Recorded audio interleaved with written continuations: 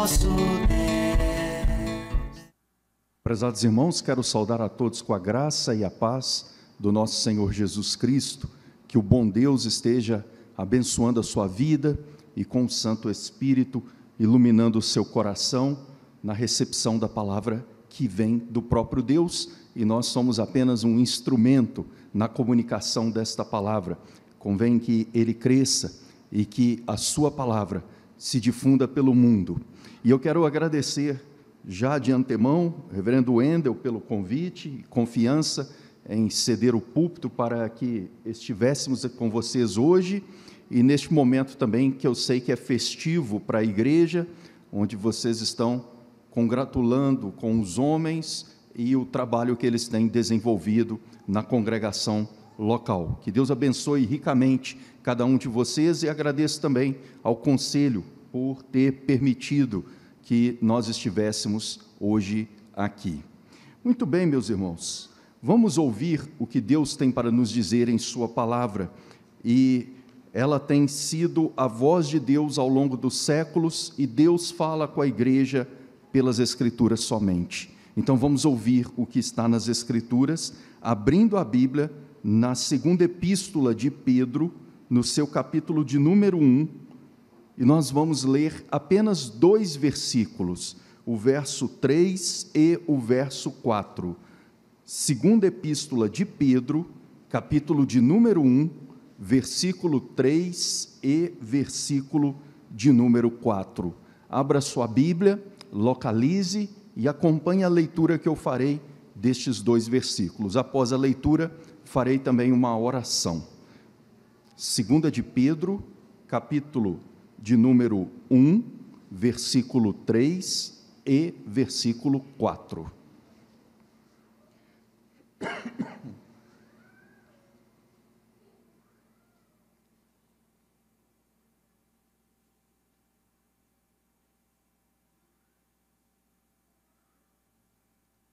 Então vamos à leitura do texto bíblico.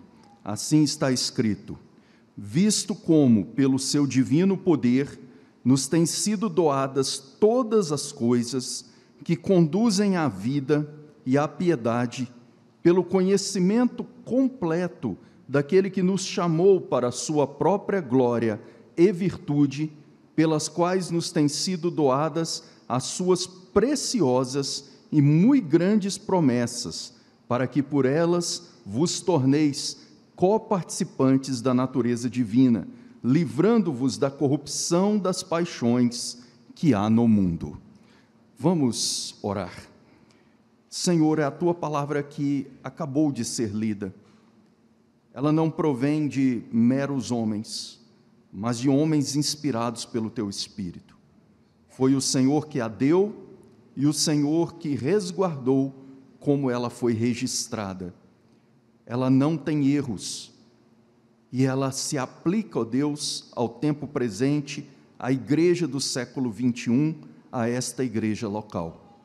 Nós rogamos que o Teu Santo Espírito esteja trazendo iluminação em nossas vidas. Usa-me como instrumento em Tuas mãos, e que cada um que aqui se encontra, ao receber, ó Deus, da exposição da Tua palavra, possa também guardá-la no coração para não pecar contra Ti, vivendo segundo a Tua vontade e para a Tua honra. Assim nós oramos, porque cremos que o Senhor tem zelado pela Tua igreja, a instruído, a orientado no caminho que deve andar. Fala conosco por mais esta noite, neste culto, e que assim o seja para a Tua honra, no nome de Cristo. Amém, Senhor. Amém. Meus irmãos, a carta que nós lemos, apenas 2 versículos, ela tem algumas peculiaridades interessantes que eu gostaria de falar sobre elas antes de propriamente tratarmos do texto que acabamos de ler. Existe um comentarista das Escrituras que comentou a segunda carta de Pedro, e eu estou me referindo a um pastor presbiteriano falecido há pouco tempo, chamado R.C. Sproul, e o Sproul falava que a segunda carta de Pedro é como se fosse o canto do cisne do apóstolo Pedro. E por que ele se referiu desta maneira? Porque esta é a última carta que Pedro escreve e ela está muito próxima da sua morte. Ela foi escrita próximo de meados da década de 60 do primeiro século. E Pedro iria morrer pouco tempo depois da escrita desta carta. Bem, pelo que você já percebeu, eu estou dizendo quem é o autor da carta, é o apóstolo Pedro. Mas se você olhar para o versículo 1, que está aí no capítulo 1, você vai ver que está escrito assim: Simão Pedro, servo e apóstolo de Jesus Cristo. A palavra que se apresenta, ou as duas palavras que se apresentam como sendo o nome do autor, Simão Pedro, na língua que foi escrita esta carta, não se apresenta como Simão. Qual é o nome então que apresenta? O nome que está aqui na língua grega, que foi a língua que foi escrita esta carta, é o nome Simeão, Simeão Pedro. Algumas pessoas, ao lerem esta carta, então, eles começam a questionar: não, aqui não está falando do apóstolo Pedro, não está falando de Simão Pedro, está falando de uma outra figura, um tal de Simeão Pedro, uma outra pessoa. Mas há uma explicação para isto, e que esta explicação ainda nos mostra que a autoria desta carta foi o próprio apóstolo Pedro. A explicação é que o nome Simeão era um nome muito comum na língua aramaica, e era comum também ser usado nesta língua este nome, e Pedro reproduz o nome Simeão colocando em grego. Logo, a carta não foi escrita por outra pessoa, a carta foi escrita pelo apóstolo Pedro antes do seu tempo final nesta terra, muito próximo do seu tempo final. E o que esta carta traz para nós? O que ela nos ensina? Ela nos ensina algumas coisas importantes. Imagine que você estivesse próximo da sua morte. Se você soubesse que estava para chegar o seu tempo final, Pedro estava antevendo que era muito próximo a sua partida. Com certeza, se você fosse escrever alguma coisa, você gostaria de escrever coisas que fossem importantes para que outras pessoas ouvissem, coisas de urgência. E Pedro não foi diferente. Sabendo que o seu fim se aproximava, ele escreveu algumas advertências, encorajando os cristãos que estavam recebendo esta carta para que eles permanecessem firmes na fé. E eles estavam então encorajando para que permanecesse firme por causa do quê?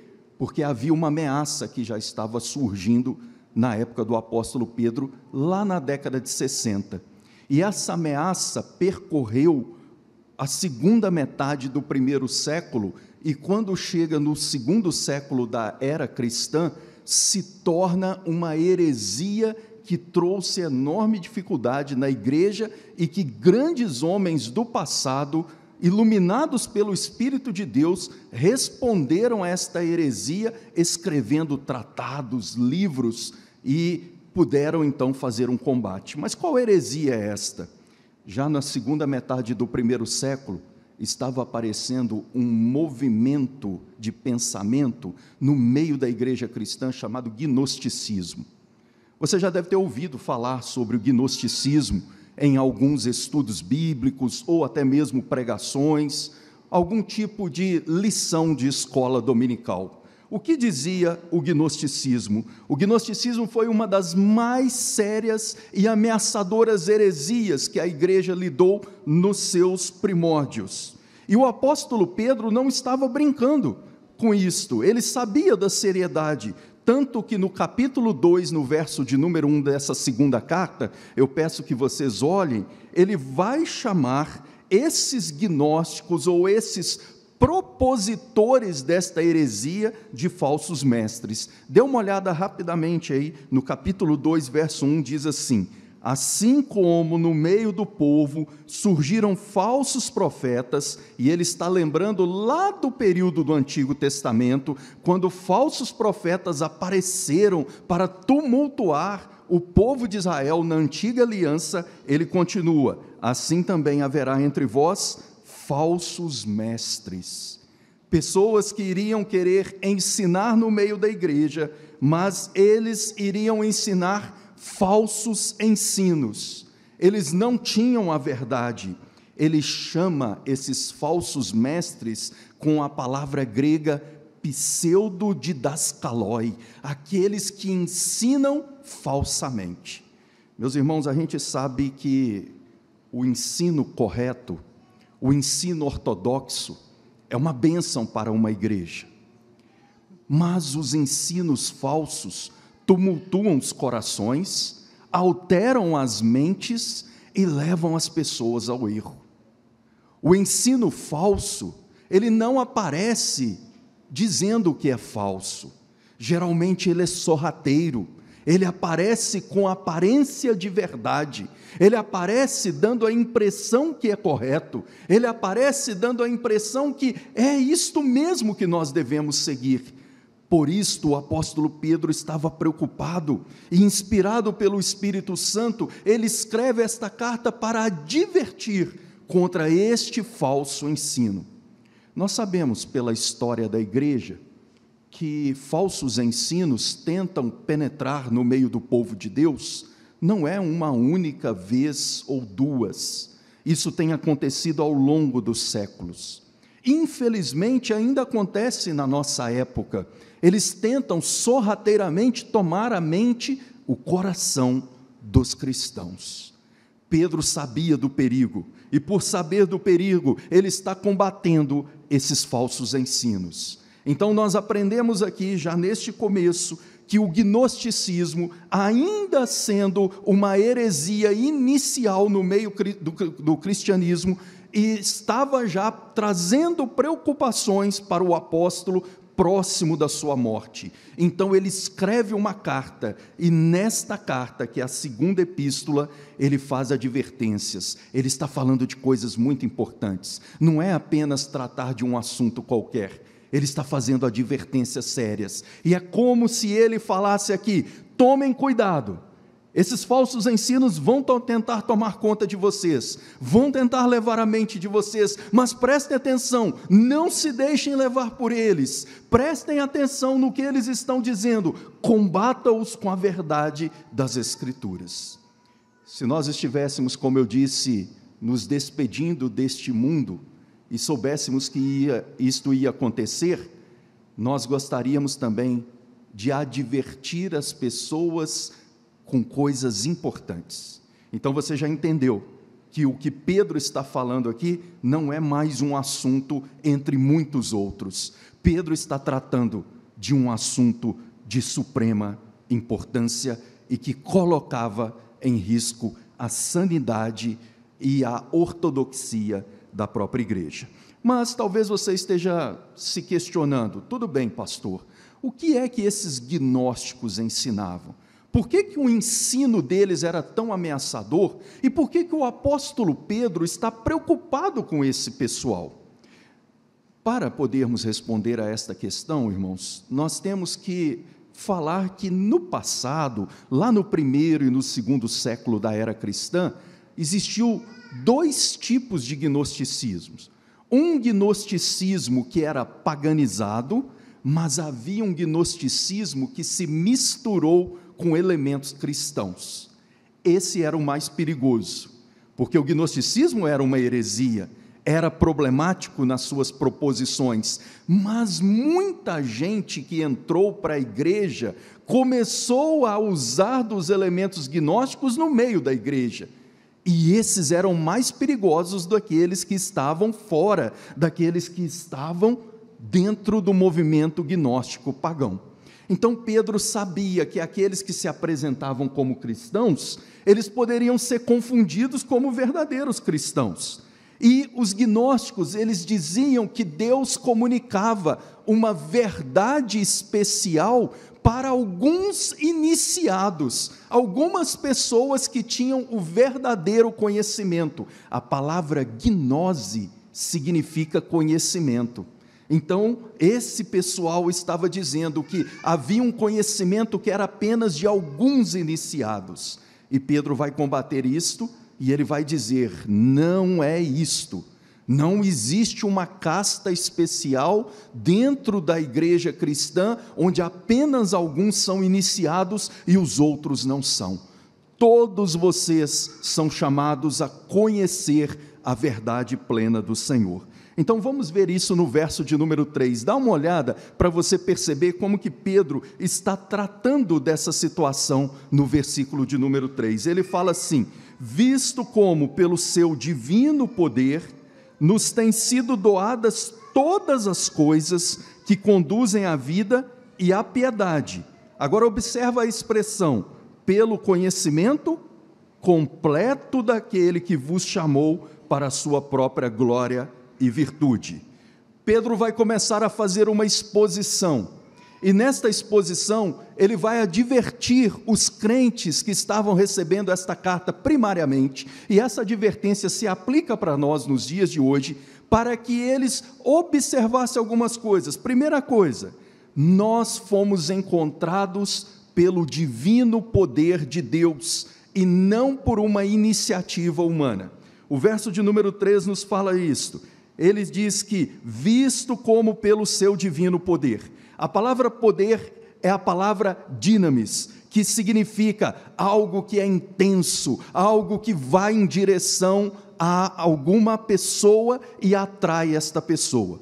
O que Pedro está falando é o seguinte: quando o Senhor veio à sua vida, ou encontrou a sua vida, Ele foi tão poderoso e sábio, que Ele gerou vida quando você estava morto, e ao gerar vida, Ele te atraiu com o seu poder.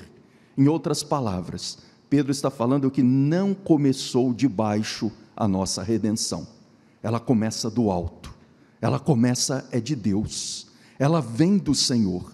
A regeneração, como nós sabemos, não tem participação humana, mas é uma obra exclusiva de Deus, aquele que primeiro elegeu antes da fundação do mundo, aqueles a quem Ele escolheu, depois Ele os predestinou e aplica esta obra de Cristo no coração do homem que está morto em delito e pecado, lhe gerando nova vida. Esse é o poder de Deus.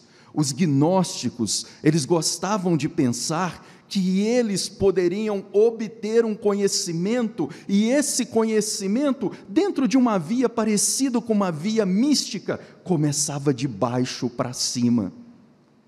Enquanto que o apóstolo Pedro está dizendo, é o contrário.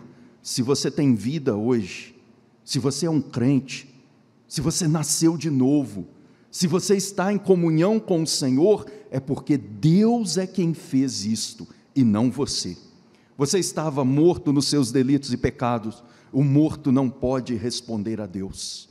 Você estava afastado como inimigo do Senhor, e na sua inimizade para com Deus, você não pode atravessar o abismo que te separa de Deus, mas Ele desceu de sua glória para buscar o que estava perdido. A religião bíblica, aquela que é segundo as Escrituras, ela inverte a ordem da lógica humana caída. Observe que todas as religiões que fogem das Escrituras, elas sempre propõem um tipo de redenção, mas começando de baixo, começando do homem. A verdadeira religião, que é aquela que Deus nos revela, não começa do homem caído. A verdadeira religião começa de Deus. Ele é quem desce, Ele é quem busca o que está perdido, Ele é quem cura o que está doente, Ele é quem vem atrás da ovelha que está desgarrada e perdida, Ele é quem vem buscar. Não é nós que vamos até Ele, mas é Ele que, com o seu divino poder, que é um poder que nos atrai, que gera vida, que inclina o nosso coração para Ele, é o poder que gera regeneração, a nova vida, e faz com que a nossa alma agora deseje ao próprio Deus. O apóstolo Pedro então está falando que é pelo divino poder que nos tem sido dada todas as coisas que conduzem à vida. Ele está combatendo esta ideia dos gnósticos, como eu disse, que começa de baixo. A ideia que começa do próprio homem. Isso nos leva a aprender algumas coisas importantes. E a primeira dessas coisas importantes, na vida cristã, Deus não nos chama para que nós não andemos na nossa própria força, não nos chama que nós andemos na nossa própria capacidade, não nos chama para que nós mudemos os corações das pessoas, mas Ele nos chama para que nós andemos debaixo da sua dependência, sabendo que proclamar a palavra é uma confiança de que o Espírito de Deus pode fazer o que nenhum de nós podemos, gerar vida no coração de quem está morto. Caros irmãos, se é esse o divino poder, então, que o apóstolo Pedro está anunciando, esse mesmo apóstolo Pedro, ele vai nos dizer que não só o poder de Deus gera vida na igreja, naqueles que estão inseridos na igreja, e também a piedade, mas que agora que nós estamos diante de Deus, nós devemos nos conduzir por uma gnose, e é essa palavra que apresenta aqui, só que aí na sua tradução está como conhecimento. E qual é o conhecimento? É o conhecimento apenas para alguns iniciados, como os gnósticos falavam? Pedro está dizendo, não é um conhecimento só para alguns, para poucos, para iniciados, para uma casta especial. O conhecimento de Deus é para aqueles a quem Ele gerou vida, e é o conhecimento completo, é o conhecimento de tudo aquilo que o Senhor quis que nós conhecêssemos para andar diante dEle. Existe uma seção de um capítulo, o primeiro capítulo da Confissão de Fé de Westminster, que fala sobre a suficiência das Escrituras e trata de como que a revelação de Deus, que se encontra neste livro, que nós chamamos de Bíblia Sagrada, é suficiente para fazer com que eu e vocês andemos na nossa vida de forma que agrademos a Deus e saibamos qual é o caminho da salvação.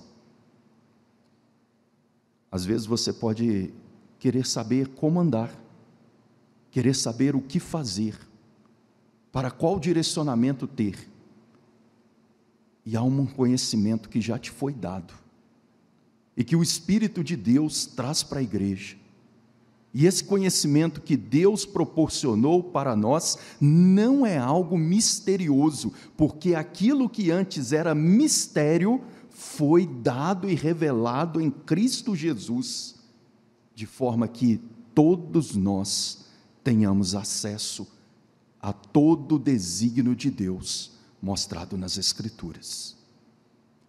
Mas a igreja precisa saber o que é as Escrituras, o que ela diz. Um crente só vai ter crescimento espiritual quando o Espírito de Deus o ilumina e ele conhece a vontade de Deus nas Escrituras. Mas isso, de novo eu repito, não é só para alguns. Pastor, será que isso não é só para quem faz o curso de teologia? Não, meus irmãos, quando os seminários surgiram, o reverendo Wendel sabe disso, eles surgiram para que alguns fossem treinados e voltassem para as igrejas e divulgassem aquilo que aprenderam para os demais, porque não dava para todo mundo ir para os seminários. Você é chamado para ter o conhecimento de Deus, e esse conhecimento de Deus para ir para o teu coração, guiar a tua vida, te orientar em tudo. Você é chamado para ter esta vida piedosa diante de Deus.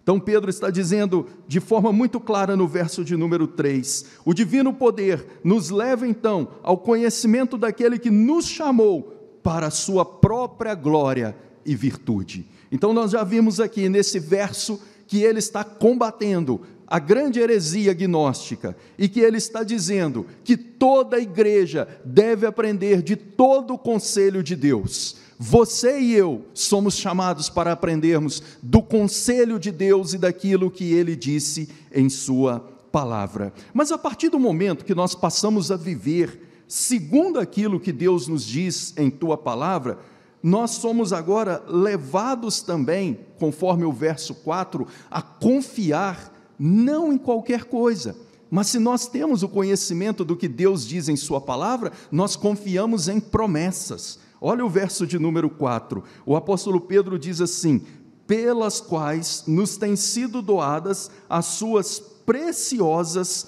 e muito grandes promessas. É muito comum algumas pessoas dizendo assim: Deus tem me falado que eu devo confiar nessa e nessa promessa. Mas a grande pergunta que tem que surgir é o seguinte: Deus disse isso mesmo para você? De que maneira Deus falou para isto? Muitos evangélicos nos dias de hoje, eles falam assim: eu estou sentindo no meu coração. Cuidado, teu coração é bem enganoso e você pode sentir errado. Quem de nós nunca pensou que estava certo em alguma coisa para depois se deparar com a triste realidade que nós estávamos errados? Todos nós estamos sujeitos a isso. Nós não nos guiamos pelos nossos sentimentos. Mas eu estou sentindo que Deus está me mandando fazer tal coisa. De novo eu repito o que diz as próprias Escrituras: enganoso é o coração do homem e corrupto. Toma cuidado se você tem guiado a sua vida dessa maneira. Então, como que eu sei o que Deus diz para mim? Aqui, nas Escrituras. Agora olha o verso 4.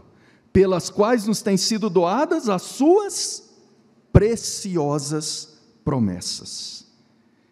Quem faz as promessas é Deus.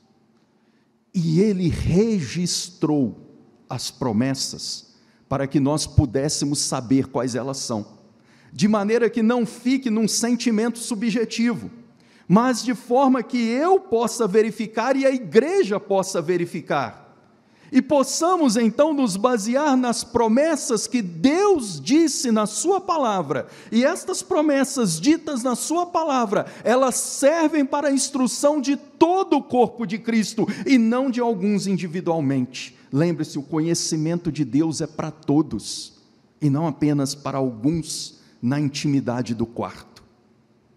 Deus então nos dá a sua promessa para que nós vivamos de acordo com aquilo que Ele mesmo falou. E você conhece as promessas de Deus para a tua vida?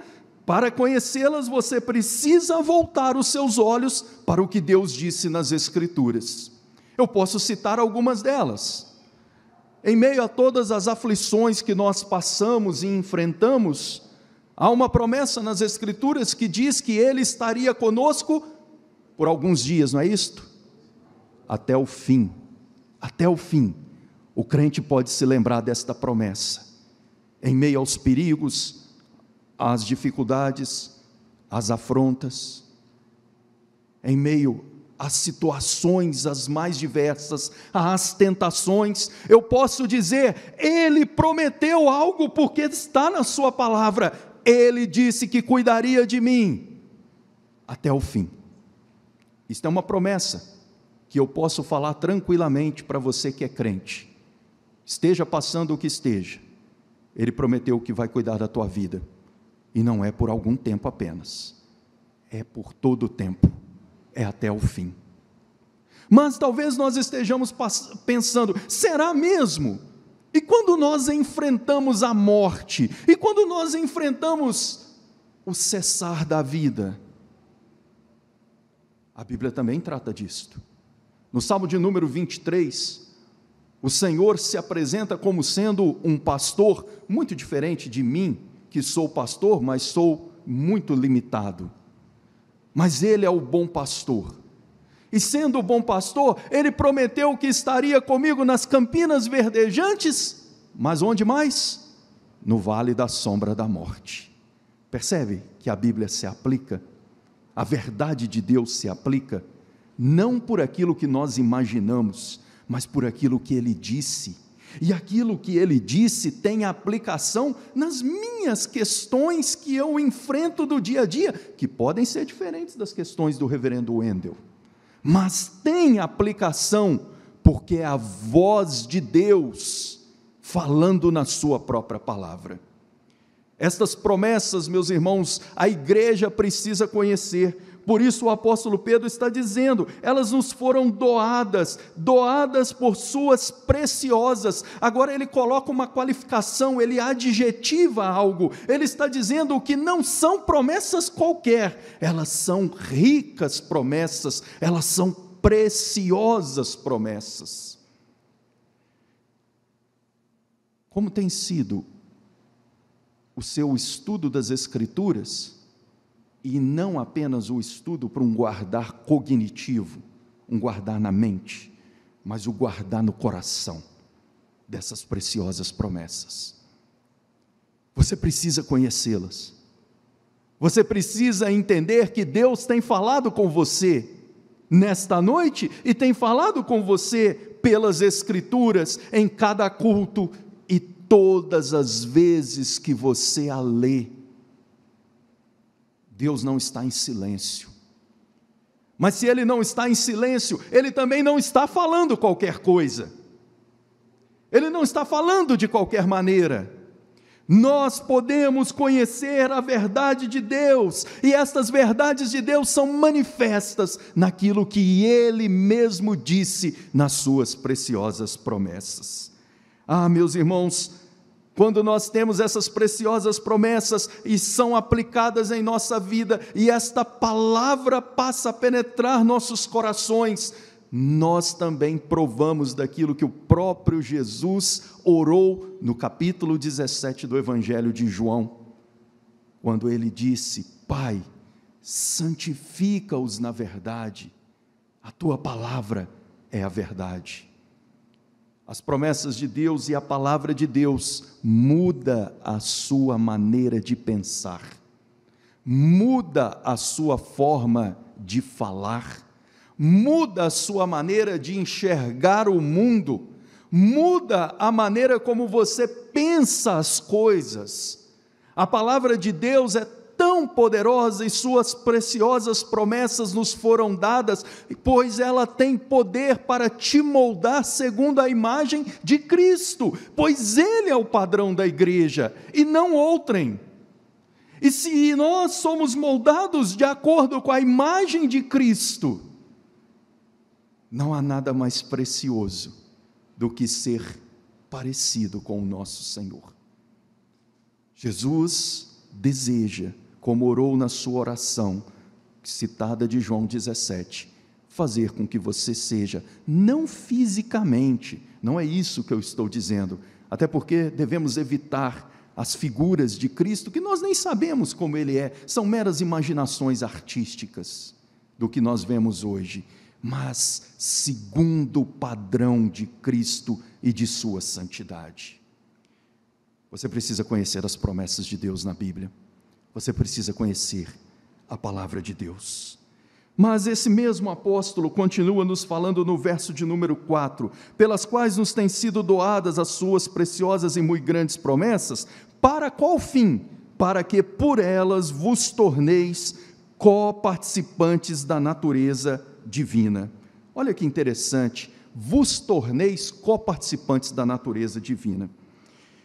Eu não sei se vocês já tiveram curiosidade de ler alguma coisa sobre história da igreja ou do pensamento cristão. No período medieval, na parte oriental entre os cristãos, surgiu uma compreensão chamada teoses. O que é isto? Que nome esquisito e diferente é este? Os defensores da teoses acreditavam que haveria uma ação divina na vida de um crente, onde em 3 etapas esse crente chegaria a receber aquilo que eles chamaram de uma divinização. O que seria essa divinização? Nós seríamos inseridos na natureza de Deus, a natureza divina. E eles usaram esse texto para falar de nos tornarmos como Deus, não no sentido de termos a santidade aplicada em nós, mas nos tornarmos como aqueles que recebem da natureza. E eles leram esse texto e pensaram, se tornar coparticipante da natureza divina, então é eu me divinizar. Meus amados irmãos, não é isso que a igreja tem entendido, e nem tampouco o protestantismo reformado tem compreendido. Nós não estamos dizendo que vocês, por terem a palavra de Deus aplicada em suas vidas e conhecerem a palavra, vão se tornar deuses. Não, nós não vamos nos tornar deuses. Inclusive, quando acontecer a restauração de todas as coisas, a consumação, que nós devemos aguardar e dizer, Maranata, ora vem Senhor Jesus, nós continuaremos sendo seres humanos. Tem muitas pessoas que pensam que talvez eles vão ter um conhecimento infinito. A Bíblia não permite pensar que quando Cristo restaurar tudo, você vai saber de todas as coisas, porque só tem um que tem conhecimento infinito. E esse que tem conhecimento infinito é o próprio Deus que subsiste em três pessoas, o Pai com conhecimento infinito, o Filho com conhecimento infinito e o Espírito com conhecimento infinito, mas jamais o Marcelo com conhecimento infinito.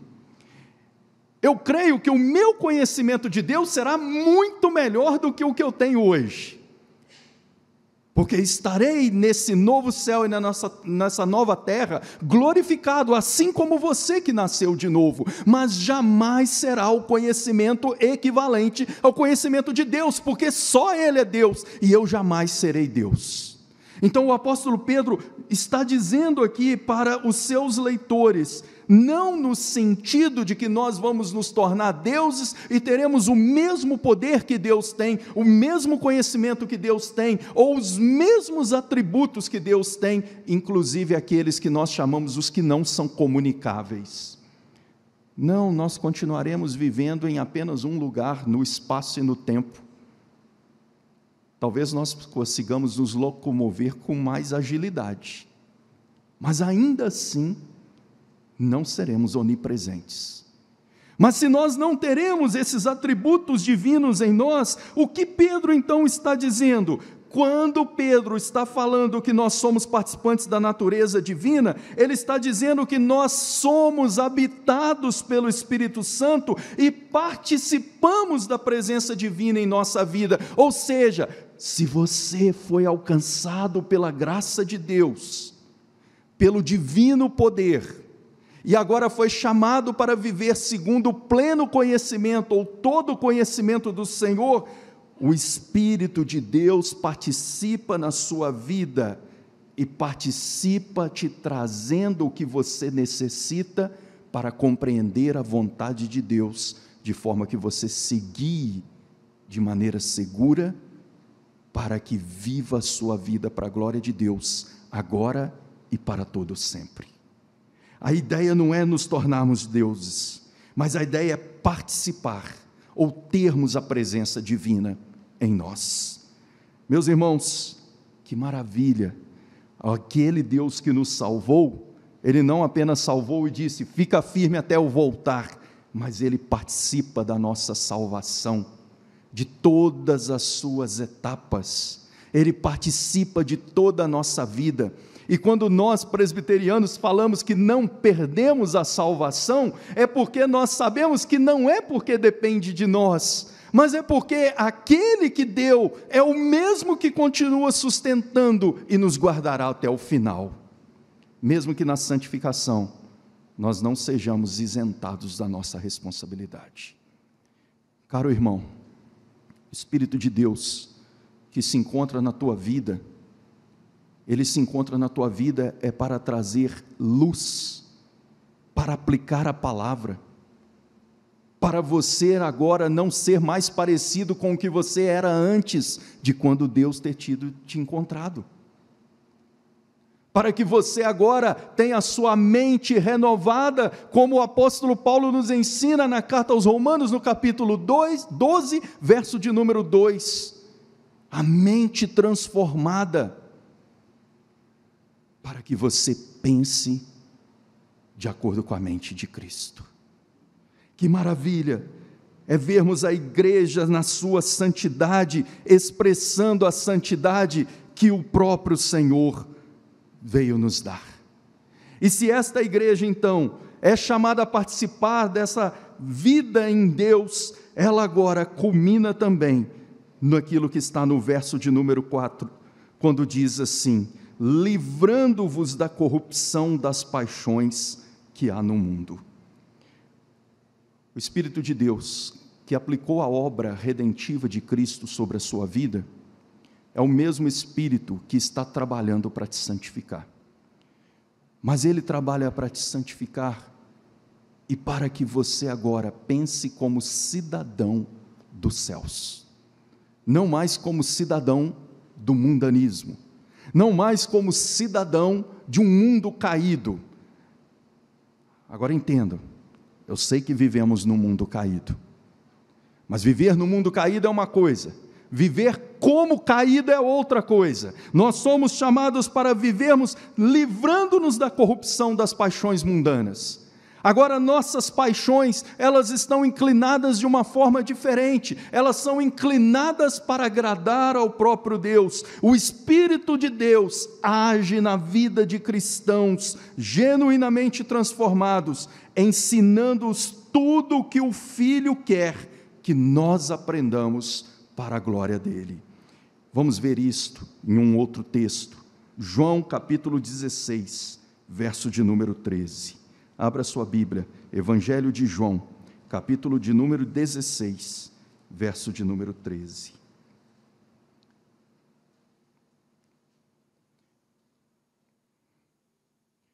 Nesse capítulo de número 16, o Senhor Jesus está falando do envio do Consolador, do Espírito Santo. Jesus também foi chamado de Consolador, mas ele disse que era necessário que ele voltasse ao Pai, para que tanto o Pai quanto ele enviassem o Espírito. E para que o Espírito foi dado? Olha o verso 13, ele diz assim: quando vier, porém, o Espírito da verdade, ele vai guiar a igreja ao quê? Alguma verdade? Não é alguma. Nós não devemos nos contentar apenas com alguma verdade, ou com uma parcela da verdade, é a toda verdade, porque não falará por si mesmo, mas dirá tudo o que tiver ouvido, e vos anunciará as coisas que hão de vir. Esse Espírito já foi dado, já foi derramado, ele estava na velha aliança, não o negamos, ele agiu no meio do povo da antiga aliança que esperava o cumprimento da promessa da vinda de Cristo. Mas esse mesmo Espírito derramado sobre a igreja, agora iria conduzir a igreja ao longo dos séculos, até o fim. Estamos vivendo num mundo muito conturbado, mudanças rápidas têm acontecido nos nossos dias, a mudança de mentalidade da população tem sido alta. Igreja do Vale do Jatobá, não se deixem levar pelos pensamentos que parecem ser pensamentos adequados, simplesmente porque são pensamentos que o mundo aceita. Guiem-se por toda a verdade, voltem os seus olhos para toda a verdade. Estamos vendo mudanças rápidas acontecendo no mundo, onde estas mudanças, muitas delas, estão em confrontação direta com a verdade de Deus. Mas vocês têm o Espírito Santo, e ele não veio para deixá-los desamparados. Homens que estão celebrando o aniversário de sua PH, vocês foram chamados para conhecer esta verdade de Deus, todo o conhecimento desta verdade de Deus em suas vidas, para que esta verdade norteie vocês nas suas famílias, nos seus trabalhos, aqui dentro e fora da igreja, para que vocês sejam crentes onde o Senhor lhes tem colocado. Igreja, fique firme, porque o divino poder que os alcançou, é o divino poder que também os sustentará até o final. O Espírito de Deus nos chama para esta novidade de vida. Não mais vivemos como antes, mas agora vivemos com a verdade que vem do alto. E quando vivemos com esta verdade que vem do alto, é o Senhor Jesus que é glorificado, porque Ele é o caminho, Ele é a verdade e Ele é a vida. E a igreja que conhece a verdade e vive segundo esta verdade, honra a verdade que encarnou, culmina em Cristo, e para a glória de Cristo, e para o louvor de Cristo.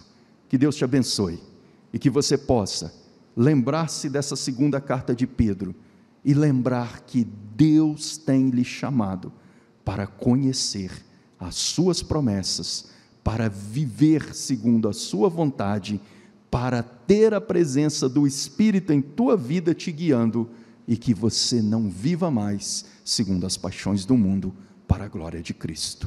Que Deus os abençoe, meus irmãos, e que o Espírito Santo os guarde.